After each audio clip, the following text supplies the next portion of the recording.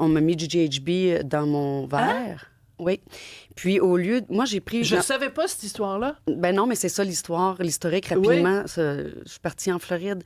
Et un de mes amis ex-policiers à la retraite, je lui ai dit, je trouve que mon verre de vin goûte bizarre. J'y ai donné et c'est lui qui a été empoisonné. Incroyable. Oui. Donc, tu t'es fait donner la drogue du viol. Exactement. Mais tu t'es pas fait violer, mais t'es pas assez proche. Je suis pas assez proche. J'ai eu la chance de conduire à 20 minutes le véhicule pour me rendre chez moi. Mais après ça, il y a eu des blackouts. Mais j'étais en sécurité, oui.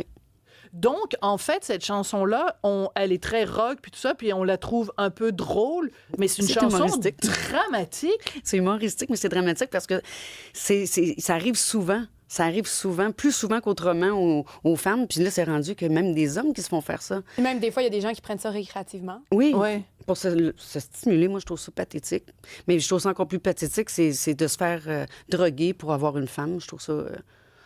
Mais en même temps, c'est que je reviens à ta phrase quand tu dis « Moi, je voulais juste chanter, puis il y a des gars, ils voulaient juste me sauter. » Je vais revenir à ton panneau sur le...